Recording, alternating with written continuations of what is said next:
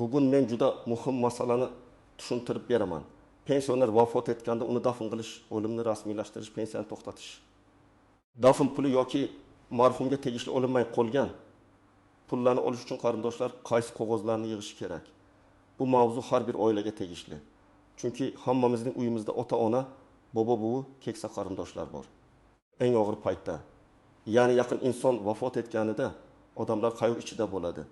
Lekin shu paytda hujjat masalasi ham chiqib keladi. Agar oldindan bilib qo'ymasangiz, bir idoradan ikkinchi idoraga yugurib, vaqt, asab va pul yo'qotasiz. Shuning uchun videoni oxirigacha ko'ring. Men bugun sizga qaysi hujjat nima uchun kerakligini, qaysi holatda muammo chiqishini, kimlar xavotir olish kerakligini, kimlar esa vahimaga tushmasligi kerakligini oddiy tilda tushuntiraman. Kanalga hozirroq obuna bo'ling, videoga like bosing. Chunki bu ma'lumotni ko'proq odam bilsa, og'ir kunda kamroq qiynaladi. Avvalo eng muhim gapni aytaman. Odam vafot etganda dafn qilish insoniy, diniy va mahalliy tartiblar asosida amalga oshiriladi. Lekin so'nggi yillarda ko'p joylarda dafn ishlari, qabristonga joy ajratish, o'limni qayd etish, pensiya va nafaqalarni to'xtatish, dafn puli yoki marhumga tegishli mablag'larni olishda hujjat talab kuchaygan. Buning sababi bitta. Davlat tizimida hamma narsa rasmiy qayd bilan yuritiladi.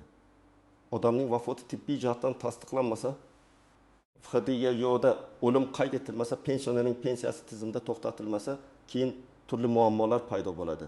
Oldin ko'p joylarda hamma narsa mahalla orqali og'zaki hal bo'lib ketardi. Masalan, keksa ota vafot etdi. Qo'ni-qo'shni yig'ildi, mahalla raisi bildi, qabriston xodimi tanidi, dam qilindi. Keyin hujjatlarni bir necha kundan keyin sekin rasmiylashtirishardi. Ba'zan o'lim guvohnomasi kech olinardi. Pensiya esa yana bir oy tushib ketardi. Keyin bank kartasidan pul yechilgan bo'lsa, ortiqcha to'langan pensiyani qaytarish masalasi chiqardi. Ba'zan marhum nomida karta qoladi, PIN kodni farzandlari biladi, pul ishlatiladi. Keyin bu qonuniy muammoga aylanadi. Hozir esa tizimlar elektronlashmoqda. Poliklinika, shifoxona, FHDYo, pensiya jamg'armasi, bank va mahalla o'rtasida ma'lumot almashinuvi kuchaygan. Shu sababli marhum pensiyalarni dafn qilish uchun hujjat kerak. O'lim ma'lumotnomasisiz ish bitmaydi. Qarindoshlar ma'lumotnoma to'plashi shart degan gaplar ko'paymoqda.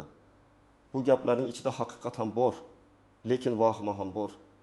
Men sizga farqini aniqlab tushuntiraman. Eng birinchi hujjat bu tibbiy o'lim haqidagi ma'lumotnoma. Odam uyda vafot etdimi, shifoxonada vafot etdimi? Avvalo vafot fakti tibbiy jihatdan tasdiqlanishi kerak. Odatda tez yordam chaqiriladi yoki hududiy shifokor xabardor qilinadi.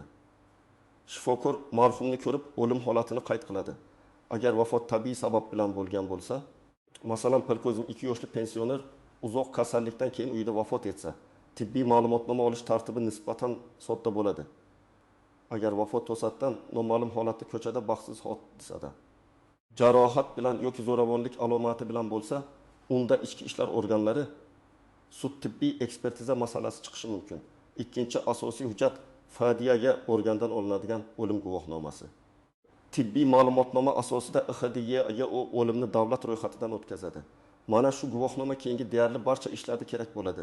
Pensiyani to'xtatish, dafn puli olish, meros ishini ochish, bank hisoblari, uy-joy, yer, avtomobil, kommunal xizmatlar, kredit yoki qarz majburiyatlari masalasida. Uchinchi yo'nalish pensioner bo'lgani uchun pensiya bilan bog'liq. Pensioner vafot etganidan keyin uning pensiyasi avtomatik ravishda to'xtatilishi kerak. Lekin amalda ba'zan ma'lumot kech boradi. Agar pensiya kartiga tushib tursa va qarindoshlar bu pulni vafotdan keyin yechib olsa, keyin davlat bu pul ortiqcha to'langan deb qaytarishni talab qilishi mumkin. Shuning uchun eng to'g'ri yo'l o'lim guvohnomasi olingach pensiya jamg'armasiga yoki tegishli idoraga xabar berish. 4-yo'nalish dafn puli. Ko'plab fuqarolar bilmaydi. Marhum pensioner uchun dafn xarajatlariga yordam sifatida belgilangan to'lovlar bo'lishi mumkin. Bu to'lovni olish uchun men o'zim dafn qildim deb og'zaki aytish yetmaydi. Ariza shaxsni tasdiqlovchi hujjat, o'lim guvohnomasi, qarindoshlikni tasdiqlovchi hujjat yoki dafni amalga oshirgan shaxs ekanini ko'rsatuvchi ma'lumot talab qilinishi mumkin. Miqdor amaldagi qonunchilikka, to'lov turiga va hududiy amaliyotga qarab belgilanadi. Shuning uchun aniq summani har doim mahalliy pensiya jamg'armasi yoki davlat xizmatlari markazidan tekshirtirish kerak. Endi eng ko'p beriladigan savol: agar hujjat bo'lmasa, odamni dafn qilishmaydimi? Men buni aniq aytaman. Dafning o'zi bilan keyingi rasmiy to'lovlar va huquqiy ishlarni aralashtirib yubormaslik kerak. Qabriston ma'muriyati yoki mahalla odatda marhumning shaxsi va o'lim fakti bo'yicha tasdiqlovchi hujjat so'rashi mumkin.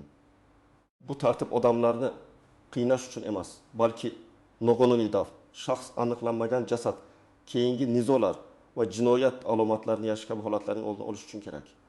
Agar pensioner uyida tabiiy sabab bilan vafot etgan bo'lsa, yaqinlari darhol tez yordam yoki oilaviy shifokorni chaqirsa, tibbiy ma'lumotnoma olsa, keyin odatda katta muammo bo'lmaydi. Xavotir qiladiganlar kimlar? Birinchidan, marhumning hujjatlari yo'qolgan bo'lsa, masalan, pasport yoki ID karta topilmasa. Ikkinchidan, marhum boshqa viloyatda ro'yxatda turib, boshqa joyda yashab vafot etgan bo'lsa. Uchinchidan, pensiya kartasi boshqa odam qo'lida bo'lsa va vafotdan keyin pul yechilgan bo'lsa. To'rtinchidan, qarindoshlar o'rtasida nizo bo'lsa, kim dafn qildi, kim pul oladi, kim merosga kiradi degan tortishuvlar. Beshinchidan, vafot sababi noma'lum yoki shubhali bo'lsa. Oddiy misol keltiraman. Toshkent viloyatida yashagan 78 yoshli otaxon oyiga 20.800.000 so'm pensiya olgan. U 25 sanada vafot etdi. Pensiya esa har oyning 5 sanasida kartaga tushardi. Farzandlari otamizniki-ku deb keyingi oy tushgan pulni ham yechib oldi. Oradan 2 oy o'tgach pensiya idorasidan xabar keldi. Vafot sanasidan keyin tushgan summa ortiqcha to'lov hisoblanadi. Qaytarish kerak. Natijada oila qayg'u ustiga yana qarz masalasiga duch keldi. Agar ular o'lim guvohnomasini o'z vaqtida rasmiylashtirib, pensiya idorasiga darhol xabar berganida bunday muammo bo'lmasdi. Yana bir misol. 14 yoshli bu qizining uyida boshqa tumanda vafot etdi. Bu ro'yxatda esa tug'ilgan qishlog'ida turardi. Qizi tibbiy ma'lumotnoma olishda qiynaldi. Chunki hududiy poliklinika bu bizning ro'yxatda emas dedi. Bunday holatda nima qilish kerak? Eng avvalo tez yordam chaqiriladi. Vafot fakti qayd qilinadi. Keyin tibbiy hujjat qaysi muassasa berishini aniqlash uchun hududiy sog'liqni saqlash bo'limi yoki shifoxona bilan bog'laniladi. Agar o'lim sababi tabiiy bo'lsa, ma'lumotnoma beriladi. Ekspertiza talab qilinadi. Demak, odam boshqa joyda vafot etsa, hujjat ishlari biroz cho'zilishi mumkin, lekin bu hal bo'lmaydigan muammo emas. Yana bir holat, pensionerning farzandlari chet elda. Yo'lda esa qo'shnisi yoki uzoq qarindoshi qarab turgan. Marhum vafot etgach, aynan o'sha odam dafn ishlarini qildi.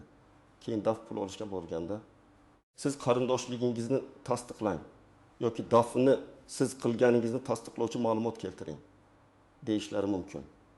Bu yerda mahalla ma'lumotnomasi xarajatlarni qilgan shaxs sifatida ariza, guvohlar. Ba'zan merosxo'rlarning roziligi kerak bo'lishi mumkin. Shuning uchun dafnni kim tashkil qilgani boshidan aniq bo'lishi kerak. Men endi eng amaliy qismga o'taman. Pensioner vafot etganda odatda quyidagi hujjatlar kerak bo'ladi. Birinchisi, marhumning pasporti yoki ID kartasi. Agar topilmasa, ichki ishlar organlari yoki FHDG orqali shaxsni aniqlash masalasi ko'tariladi. Pasport yo'qolgan bo'lsa, bu dafni mutlaq to'xtatadi degani emas. Lekin rasmiylashtirishni qiyinlashtiradi. Ikkinchisi, tibbiy o'lim haqidagi ma'lumotnoma. Bu hujjat o'lim sababini va vafot sanasini tasdiqlaydi. Uni olmasdan FHDGga o'lim guvohnomasini bermaydi. Uchinchisi, FHDGdan o'lim guvohnomasi. Bu eng asosiy davlat hujjati. Uni bir necha nusxada ko'paytirib qo'ygan ma'qul. Chunki turli idoralar nusxa so'rashi mumkin. Asl nusxani esa yo'qotmaslik kerak. To'rtinchisi, ariza beruvchining pasporti yoki ID kartasi. Ya'ni marhumning o'g'li, qizi, turmush o'rtog'i, ukasi, singlisi yoki dafnni amalga oshirgan shaxsning hujjati. Beshinchisi, qarindoshlikni tasdiqlovchi hujjatlar. Masalan, tug'ilganlik haqidagi guvohnoma orqali o'g'il yoki qiz ekaningiz tasdiqlanadi. Nikoh guvohnomasi orqali turmush o'rtog'i ekaningiz aniqlanadi. Familiya o'zgargan bo'lsa, nikoh yoki familiya o'zgarishi haqidagi hujjat kerak bo'lishi mumkin.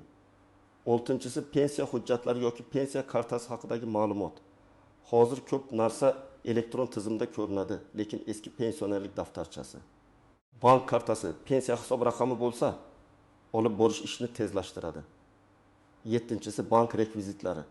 Agar dafn puli yoki olinmay qolgan mablag' bank orqali o'tkazilsa, ariza beruvchining karta yoki hisob raqami kerak bo'ladi. 8-si, mahalla ma'lumotnomasi. Har doim ham shart bo'lmasligi mumkin, lekin ko'p amaliy holatda marhum qayerda yashagan, dafnni kim qilgan, oilaviy holati qanday, yolg'iz yashaganmi yoki qarindoshlari bormi degan masalalarda mahalla tasdiqlovi kerak bo'lib qoladi. Birinchi nozik jihat, marhumning pensiyasi vafot sanasigacha hisoblanadi. Agar oy boshida pensiya to'liq tushgan bo'lsa, lekin odam oy o'rtasida vafot etgan bo'lsa, bu masala qanday hisoblanishini idora aniqlaydi. Ba'zi to'lovlarda oy uchun to'liq to'langan mablag' qayta hisoblanishi mumkin. Ba'zilarida vafot sanasi muhim bo'ladi. Shuning uchun pul kartaga tushdi. Demak, bizniki deb o'ylamang. Vafotdan keyin tushgan pulni yechish eng xavfli xatolardan biri. Ikkinchi nozik jihat, o'linmay qolgan pensiya. Masalan, pensioner 29 sanada vafot etdi, lekin o'sha oyning pensiyasini hali olmagan. Bunday holatda marhum bilan birga yashagan oila a'zolari yoki qonuniy merosxo'rlar muayyan tartibda bu pulni olish huquqiga ega bo'lishi mumkin. Lekin buning uchun o'lim guvohnomasi, ariza, qarindoshlik hujjati va ba'zan birga yashaganlikni tasdiqlovchi ma'lumot talab qilinadi. Uchinchi nozik jihat, dafn pulini kim oladi? Odatda dafnni amalda tashkil qilgan shaxs murojaat qiladi. Lekin agar bir farzand dafn qildi, ikkinchi farzand men ham merosxo'rman, pulni menga bering desa, idora nizoga aralashmasligi mumkin. Bunday holatda hujjatlar, mahalla tasdiqlovi, qarindoshlar roziligi muhim bo'ladi. Oilada kelishuv bo'lmasa, masala sudgacha borishi ham mumkin. To'rtinchi nozik jihat, yolg'iz pensioner. Agar pensioner yolg'iz yashagan bo'lsa, qarindoshlari bo'lmasa yoki topilmasa, DAF mahalla, hokimlik ijtimoiy xizmatlar yoki tegishli tashkilotlar yordamida amalga oshirilishi mumkin. Lekin keyin hujjatlar baribir rasmiylashtiriladi. Bunday holatda qo'shnilar biz ko'mib qo'ydik, bo'ldi deb ketmasligi kerak. Mahalla raisi, profilaktika inspektori, tibbiyot xodimi xabardor bo'lishi shart. 5-nozik jihat, shubhali o'lim. Agar pensioner yiqilib tushgan, jarohat olgan, zaharlanish ehtimoli bo'lgan, uyda yolg'iz topilgan yoki qarindoshlar o'rtasida nizo bo'lgan holatda vafot etsa, jasadni darhol dafn qilishga shoshilmaslik kerak. Bunday holatda tibbiy va huquqiy tekshiruv talab qilinadi. Bu marhumga hurmatsizlik emas, aksincha, keyingi katta muammolarning oldini olishdir. 6-nozik jihat, hujjatlardagi ism familiya farqi. Masalan, pasportda Abdullayev, eski hujjatda Abdullayev, tug'ilganlik guvohnomasida boshqa imlo bo'lishi mumkin yoki qiz farzand turmushga chiqib familiyasini o'zgartirgan. Lekin otasi bilan qarindoshligini tasdiqlash uchun tug'ilganlik guvohnomasi kerak. Bitta harf farqi ham ba'zan idorada savol tug'diradi. Shuning uchun eski hujjatlarni tashlab yubormang. 7-nozik jihat, chet eldagi farzandlar. Agar farzandlar Rossiya, Qozog'iston, Turkiya yoki boshqa davlatda bo'lsa, ular kela olmasa, ishonchnoma masalasi chiqadi. Dafnni boshqa qarindosh qiladi.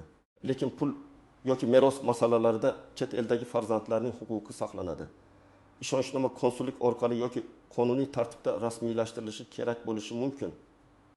Endi men sizga bosqichma-bosqich aniq yo'l xaritasini beraman. Bu ro'yxatni saqlab qo'ying, yaqinlaringizga yuboring. Birinchi qadam, vafot holati yuz bersa, eng avvalo tez yordamga yoki hududiy shifokorga xabar bering.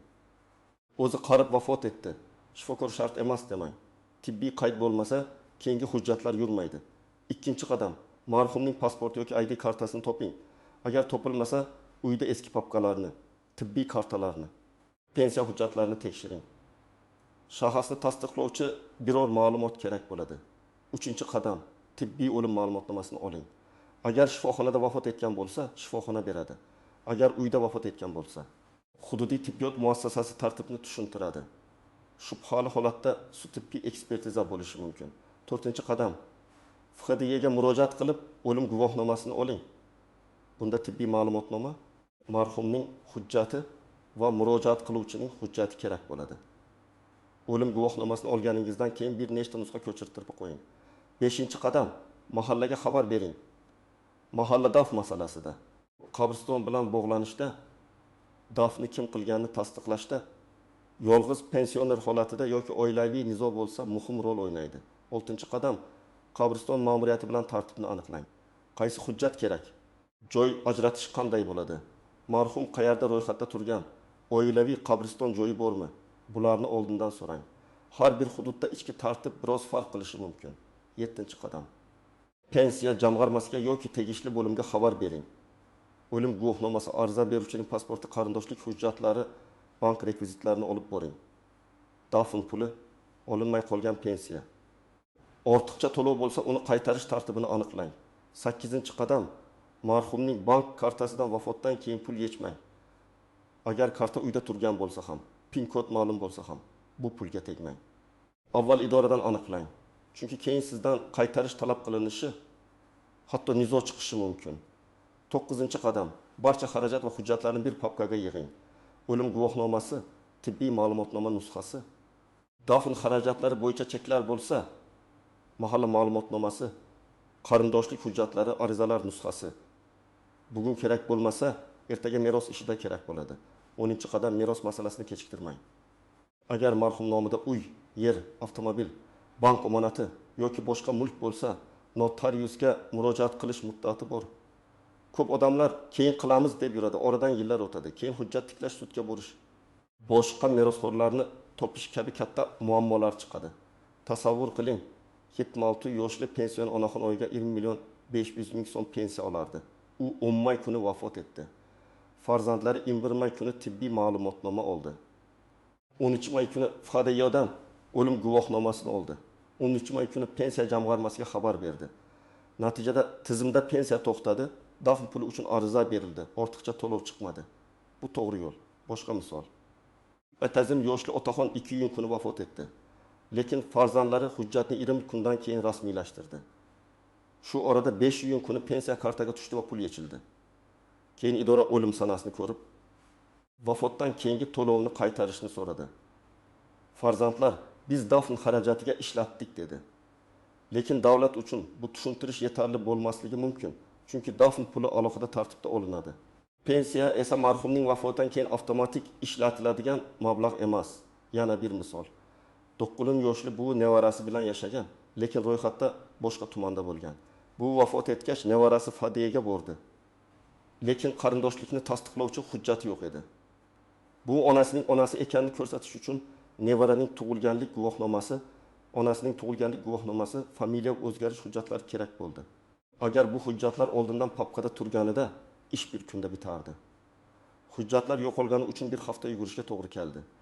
Yana bir juda ko'p uchraydigan holat, marhumning 3 farzandi bor. Kattasi dafnni qildi. O'rtanchasi chet elda, kichigi esa dafn pulini men olaman dedi. Idora bunday nizoda kimning gapiga ishonadi? Albatta hujjatga qaraydi. Dafnni kim tashkil qilgan? Mahalla kimni tasdiqlagan? Arizani kim berdi? Xarajatni kim ko'tardi? Qarindoshlar o'rtasida kelishuv bormi? Shuning uchun o'g'ir paytda ham oilada kelishib, bitta mas'ul odamni belgilash kerak. Men ekspert sifatida sizga shuni maslahat beraman. Keksalar bor uyda hujjatlar tartibli bo'lishi kerak. Bu noxush gapdek tuyuladi, lekin hayotiy zarurat. Har bir oilada alohida papka bo'lsin. Unda pensionerning pasport yoki ID nusxasi, pensiya hujjatlari, tibbiy kartasi, nikoh guvohnomasi, farzandlarning tug'ilganlik guvohnomalari nusxasi, uy hujjatlari, bank ma'lumotlari. Agar nogironlik bo'lsa, tegishli hujjatlar saqlansin. Keksalarning bank kartasi va pin kodi masalasida ehtiyot bo'ling. Kartani farzand ishlatib yurishi amaliyotda ko'p uchraydi. Lekin pensioner vafot etgach, karta orqali har qanday operatsiya savol tug'dirishi mumkin. Eng yaxshisi, pensioner tirikligida qonuniy ishonchnoma bilan ish yuritish. Agar ota yoki ona o'zi bankka bora olmasa, farzandga rasmiy ishonchnoma berilishi mumkin. Shunda keyingi muammolar kamayadi. Yana bir maslahat, mahalla bilan aloqani uzmang. Ba'zi odamlar yillar davomida ro'yxatda bir joyda, yashashda boshqa joyda bo'ladi. Mahalla esa ularni tanimaydi. Keyin vafot bo'lganda bu odam bizda yashaganini kim tasdiqlaydi degan savol chiqadi. Ayniqsa yolg'iz pensionerlar, ijarada yashovchilar, farzandlari chet elda bo'lgan keksalar bo'yicha mahalla ma'lumotli bo'lishi kerak. Birinchidan, o'limni yashirmang va hujjatni kechiktirmang. Avval dafn qilaylik, keyin ko'ramiz deyish ba'zan tushunarli, lekin tibbiy qayd va FHDY guvohnomasi kechiksa keyingi barcha ishlar qiyinlashadi. Ikkinchidan, vafotdan keyin pensiya kartasidan pul yechmang. Bu eng katta xato. Dafn xarajati borligini tushunaman, lekin qonuniy yo'l boshqa. Dafn puli yoki olinmay qolgan to'lovlar uchun ariza beriladi. Uchinchidan, hujjatlarni qarindoshlar o'rtasida talashmang. Asl o'lim guvohnomasi bir odamda bo'lsin, boshqalarga nusxa berilsin. Agar har kim asl hujjatni olib ketaversa, yo'qoladi va qayta tiklashga to'g'ri keladi. To'rtinchidan, falonchi shunday qilibdi degan gapga ishonmang. har bir holat alohida marhumning yoshi, pensiya turi, yashash joyi, vafot sababi, qarindoshlar bankdagi holati, meros mulki bor yo'qligi farq qiladi. Eng to'g'ri ma'lumot tegishli idoradan yozma yoki rasmiy tarzda oling. Demak, asosiy xulosa shuki, pensioner vafot etganda hujjat masalasi juda muhim. Tibbiy o'lim ma'lumotnomasi, FHDY o'lim guvohnomasi, marhumning shaxsiy hujjati, ariza beruvchining hujjati, qarindoshlikni tasdiqlovchi hujjatlar, mahalla ma'lumotnomasi.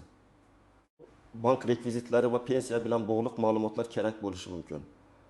Bu hujjatlar odamlarni qiynash uchun emas, balki dafn pensiya, dafn puli, olinmay qolgan mablag', meros va bank masalalarini qonuniy hal qilish uchun kerak. Eng muhimi, vahimaga tushmang, lekin beparvo ham bo'lmang. Og'ir kunda kim qayerga borishini, qaysi hujjatni olishini, kim mas'ul bo'lishini oldindan bilib qo'ysangiz, oila kamroq qiynaladi. Agar uyingizda keksa ota-ona yoki pensioner qarindosh bo'lsa, bugun ularning hujjatlarini tartibga keltiring. Sizning hududingizda dafn, o'lim guvohnomasi yoki pensiya to'lovlari bo'yicha qanday talablar bor? Qaysi idorada qiynalgansiz? Qaysi hujjatni so'rashgan? Izohlarda yozib qoldiring, boshqalar ham tajribangizdan foydalansin. Videoga like bosing, kanalga obuna bo'ling va bu ma'lumotni yaqinlaringizga yuboring. Chunki bunday bilim og'ir kunda juda katta yordam beradi.